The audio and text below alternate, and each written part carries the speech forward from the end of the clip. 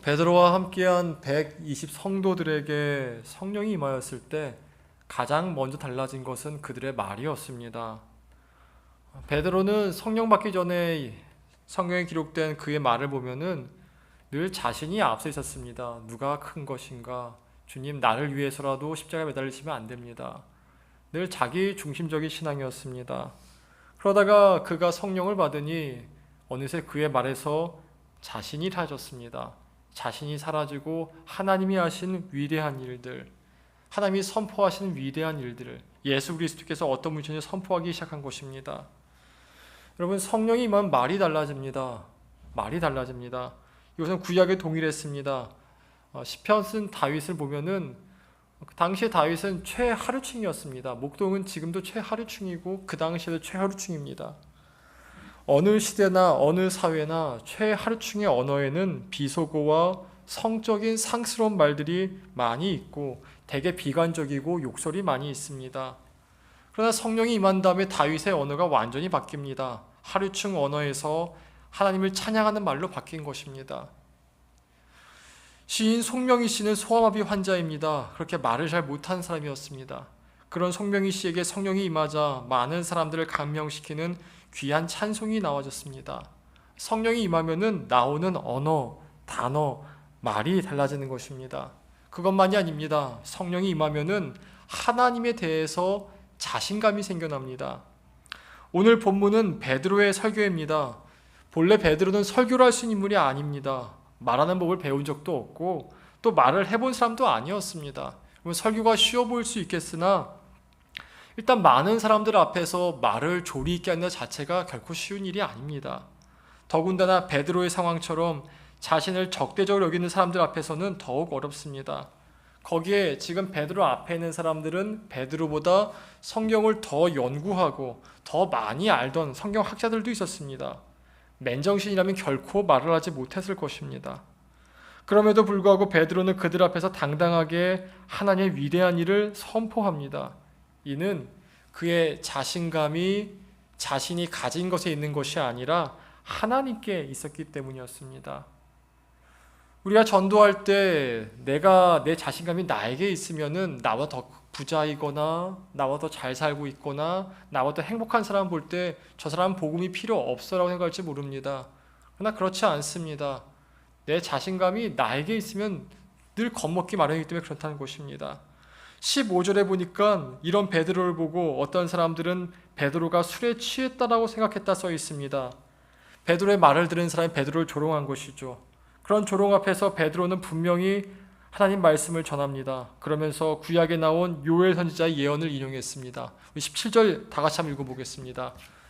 하나님이 말씀하시기를 내가 내 영을 모든 육체에게 부어주리니 자녀들은 예언할 것이요 너희의 젊은이들은 환상을 보고 너희의 젊은이들은 늙은이는 꿈을 꾸리라. 성령이 임했을 때 영이 부어졌을 때 자녀들은 예언하고 젊은이는 환상을 보고 늙은이는 꿈을 꾼다. 예언과 환상과 꿈의 공통점이 있습니다. 이것은 현실만 바라보고 사는 사람들은 결코 이해할 수 없다는 것입니다. 그렇게 때로 어떤 사람들은 예언 앞에서 또 환상 앞에서 어떤 사람의 꿈 앞에서 미쳤다고 조롱하기도 하고 또 비웃기도 합니다. 그럴 수 있습니다. 그러나 꼭 알아야 될 게 뭐냐면은 성령께서 말씀하신 예언과 환상과 꿈은 모두가 현실이 되었다라는 겁니다. 그리고 그렇게 현실이 되었을 때 미리 선포된 하나님 말씀을 믿고 순종한 사람과 그렇지 않은 사람들이 완전히 나뉘게 됩니다. 우리 18절과 19절 한번 읽어보겠습니다. 그때 내가 내 영을 내 남종과 여종들에게 부어주리니 그들이 예언할 것이요 또 내가 위로 하늘에서는 기사를 아래로 땅에서는 징조를 베풀리니 곧 피와 불과 연기로다. 피와 불과 연기는 전쟁과 재난을 의미합니다. 하나님께서 영을 부으셨을 때 남종과 여종에게는 성령이 임해서 예언하지만 그렇지 않은 자들, 땅에 있는 자들에게는 피와 불과 연기로서 하나님이 계심을 징조로 베푸신다라는 것입니다. 여러분, 주의 영을 받은 자들은 예언하며 주님의 이름을 부르고 구원받습니다. 그러나 그렇지 않은 자들은 그저 피와 불과 연기 속에 있어야만 한다는 것입니다. 그들은 주의 이름을 알지 못하기 때문에 부르지도 못합니다. 여러분, 이런 현상은 지금도 있습니다. 얼마나 많은 설교자들이 기도하자고 얘기했습니까? 얼마나 많은 목회자들이 회개하라고 얘기했습니까? 얼마나 많은 목회자들이 지금은 기도할 때고 회개할 때라고 얘기했습니까? 그럴 때마다 웃어넘긴 사람들도 있었고 심각하게 받아들여서 기도하면서 회개자로 나온 사람들도 있었습니다. 그렇게 나온 사람들에게 주님께서 성령을 부어주사 맛보게 하시고 더 주님께 나오신다라는 것입니다. 예수님이 이렇게 말씀하셨어요. 가진 자는 더 갖게 될 것이고 없는 자는 그 있는 것도 빼앗길 것이다라고 말이죠. 하나님께서 우리의 영을 부어주사 지금 살아가는 현실과 상관없이 보이는 예언과 꿈과 환상을 말씀하신 이유는 그것이 언젠가 우리의 미래의 모습이고 그렇기 때문에 그걸 준비하게 하기 위해서라는 것입니다. 뉴스에 보니까 어떤 부모들은 유치원 때부터 아이들 수능 준비를 시킨다고 합니다. 또 어떤 30대와 20대는 40대에 은퇴해서 행복하게 살기 위해 자동차, 반려동물, 결혼과 자녀를 포기한다고 합니다. 그렇게 많이 포기하는 까닭은 더 좋은 노후를 위해서라고 얘기하는 것이죠. 그러나 우리들 중 그 누구도 그들에게 너희가 그때가 살아있겠느냐라고 비웃지 않습니다. 다가오지 않은 미래를 벌써부터 걱정한다고 비웃지도 않습니다. 그렇다면 하나님께서 성경의 선지자들을 통해 부어주신 예언과 꿈과 환상을 우리가 주의 깊게 봐야 되지 않겠습니까? 지금 베드로가 얘기하는 것이 이것이에요. 성령을 받은 자들과 받지 않은 자들이 있다. 받은 자들은 지금 영을 받아 예언하고 있지만 받지 않은 자들은 곧 피와 불과 연기로 들어가게 될 것이라는 것이죠. 베드로는 요엘 선지자 얘기를 인용하면서 자기가 본 것을 얘기합니다. 하나님께서 나사렛 예수에게 큰 권능을 주셨고 많은 기적을 행하셨으며 비록 바리새인들과 유대인들이 로마인들의 손을 빌려서 나사렛 예수를 못 박았으나 하나님께서는 다시 부활시키셨다. 이게 22절, 23절, 24절 내용입니다. 근데 이 세 구절 잘 보면은 다 주어가 하나님이십니다. 하나님께서 이것을 행하시고 하나님께서 이것을 행하셨고 하나님께서 이것을 행하셨고. 베드로는 성령이 임하게 되자 하나님께서 자신의 인생 가운데 무엇을 보여주셨고 무엇을 행하셨는지를 해석하고 있는 것이죠. 성령이 임하기 전에 베드로는 몰랐습니다. 그저 예수님이 기적이 좋았기 쫓아녔고 예수께 십자가에 못 박혔을 때 무서워서 도망갔습니다. 예수님이 부활하신 다음에 어떻게 했습니까? 요한복음에 따르면 부활하신 다음에 베드로는 더 낙담해가지고 갈릴리로 도망가 버립니다. 베드로는 자신의 삶에 왜 일이 일어나는지 알 수도 없고 이해도 못했던 것이죠.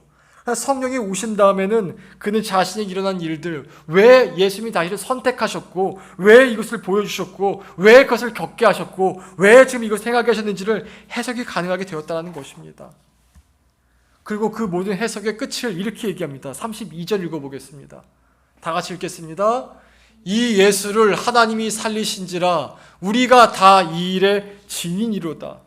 베드로는 하나님께서 자신에게 왜 이 모든 일을 겪게 하셨는지를 이렇게 얘기합니다. 하나님께서 나로 하여금 예수님의 부활한 것을 증언하기 위해서 이 모든 것을 겪게 하셨다라는 것이죠.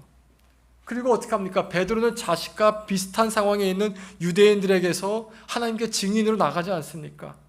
여러분, 이것은 우리에게도 동일합니다. 우리 인생 가운데서 겪었던 이해할 수 없는 많은 일들이 있습니다. 왜 그런 시간들을 겪었어야 됐는지, 왜 그런 시간을 보냈어야 됐는지, 그런 일들 두고 세상 사람들은 그저 우연이다, 다 겪는 일이다, 왜 너만 유달리 나누느냐, 그러지 말아라, 이렇게 얘기합니다. 그러나 그 상황에서 우리가 성령을 통해 해석한다면은 우리는 그 상황을 통해 주님을 만난 것이고, 그렇게 주님을 만났기에 부활하신 예수님을 우리와 비슷한 상황이 있는 사람들 가운데 지원할 수 있다는 것이에요. 제가 미국에 사역할 때 일입니다. 제가 그 당시 교육전도사였는데 초등학교 아이들 가운데 한 부모님이 저를 초청해 주셨습니다. 부모님이 제가 그때 31살이었는데 부모님이 저랑 나이가 비슷한 거예요. 그러니까 굉장히 빨리 결혼하신 것이죠. 얘기하다 보니까 두 분 다 한국에서 일찍 오셨는데 아버지는 한국에서 오신 것이 아니라 아주 어렸을 때 입양당했답니다. 입양을 왔다는 거예요. 그래서 얘기하다가 어떻게 예수님 믿게 되었느냐 얘기했을 때 아버지는 안 믿고 어머니 믿는 분이셨는데 제가 제 예수 믿는 얘기를 했습니다. 어렸을 때 이런 어려움이 있었고 이렇게 됐기 때문에 어려움이 있었다 얘기했을 때 이 아버지가 저도 그거 안다고. 왜냐하면 우리 어머니가 날 버려가지고 미국에 입양 오게 되었고 또 미국에 입양 와서도 우리 어머니가 나를 버렸었다 이렇게 얘기를 했습니다. 그래서 그분에게 저는 예수를 증언할 수 있었습니다. 저는 버림받는 게 무엇이고 다시 하나님 만난 것이 새 아버지를 만난 것과 동일했었거든요. 여러분, 이것이 우리가 예수님을 증언하는 방법입니다. 우리 하나님께서는 우리가 비슷한 사람께서 보내세요. 비슷한 상황과 비슷한 환경과 비슷한 아픔을 가진 분께서 보내신다는 것이에요. 보내심을 통하여서 우리에게 그 사람들에게 예수의 증인으로서, 예수님의 사랑을 증언하게 하신다는 것이죠. 제가 아는 한 선교사님이 계십니다. 이분의 겉모습만 보면은 절대 선교사가 아닙니다. 등치가 정말 큽니다. 팔뚝이 무슨 제 다리통만 합니다. 얼굴도 되게 험악합니다. 그래서 이분은 선교제 보면 늘 두 가지를 하고 있습니다. 첫 번째, 늘 모자를 쓰고 있습니다. 그리고 늘 웃고 있습니다. 그래야지 사람들이 겁을 안 먹는데요. 실제로 이분은 나름 건달은 아니고 반달이라고 그러죠. 반건달, 반일반인, 거기에 사시던 분이십니다. 그래서 예수님 믿고서 목회자가 되었는데 한국에서 목회하셨지만 적응을 못하셨대요. 평생 살아온 곳이 거친 곳이어가지고 그 부드럽게 살아온 사람들에게는 자기 거침이 잘 안 된다고 생각하셨습니다. 그래서 아프리카로 왔습니다. 근데 아프리카로 와보니까 온통 거친 아이들이었습니다. 뺏고 빼앗기고 거짓말하고 훔치고, 저 같으면 참 살기 힘든 곳인데 그분은 그게 편했대요. 왜냐하면 자기가 어린 생활에 그렇게 살아왔기 때문에. 그래서 거기서 전도하고 계셨습니다. 동네 아이들 전도하시고 가르치시고. 근데 한번 이런 일이 있었습니다. 그 선교사님 사역하는 방문했는데 한번 얘기했을 거예요. 이 선사님이 몇 명을 엎드려 뻗쳐가지고 빠따를 때리고 있는 거예요. 깜짝 놀라가지고 그러지 말라 그랬는데 현지인 스님이 오히려 말리더라고요. 괜찮다고. 다 때린 다음에 아이들이 일어나가지고 죄송해요 하는 얘기하고 성사님 같이 안고 토닥토닥 걸어 죽었습니다. 이미 그 아이들에게 성교사님은 아버지였어요. 형이었어요. 가족이었던 것이죠. 또 이 아이들에게 이 성교사님이 예수 그리스도였던 것입니다. 우리 모두는 각자의 독특한 상황과 각오가 있습니다. 다 다릅니다. 근데 성령을 받으면은, 예수님의 증인이 되면은 하나님이 나와 비슷한 사람을 인도하게 하세요. 거기서 예수를 증거하게 하시는 것이죠. 이번에 태신자를 보면서 기도하면서 친구를 쓴 사람도 있고 어머니 아버지를 쓴 사람도 있고 가족을 쓴 사람도 있는데, 여러분 전도하시기 정말 원한다면은 이렇게 생각하셔야 돼요. 저도 부모님 전도한 사람이지만 저는 부모님에게 기도했지, 부모님에게 직접 복음을 증거한 사람은 그 근처의 교회 할아버지 목사님이셨습니다. 저희 아버지는 그랬어요. 저희 어머니는 제가 기도했고 했지만 저희 어머니를 직접 전도하신 분은 어머니와 비슷한 환경을 가진 교회 다니는 권사님이셨습니다.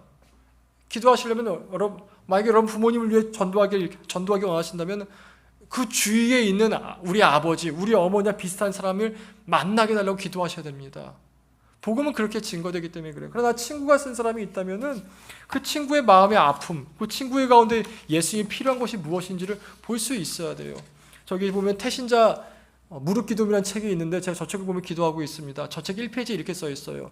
태신자를 위해서 첫 번째 기도할 때 그 친구들 마음 가운데 하나님이 필요함을 그들이 인식하게 하라. 내 인생 가운데 자신을 의지하지 않게 주님이 필요함을 인식하게 하라는 것이죠. 우리는 그거에 도구로 쓰임받을 수 있는 것입니다. 오늘 우리 기도하러 오지 않았습니까? 우리 시간 다 같이 기도할 때 이렇게 첫 번째 이 기도하십시다. 하나님의 영이 내 안에 가득 찰 수 있도록, 내 안에 가득 차가지고 그 영으로 말미암아서 내가 증거되는 것이 아니라, 우리 교회가 증거되는 것이 아니라 내 안에 계신 예수가 그들에게 증거될 수 있도록, 또한 내 영이 가득, 주님의 영으로 내 안에 가득 참으로 말미암아서 내가 있는 곳에서 주께서 길을 열어주사 주님이 전도할 수 있도록, 성령의 증인을 쓰임받을 수 있도록 기도하십시다. 우리 이 시간 다 같이 한 목소리로 기도하겠습니다. 주여!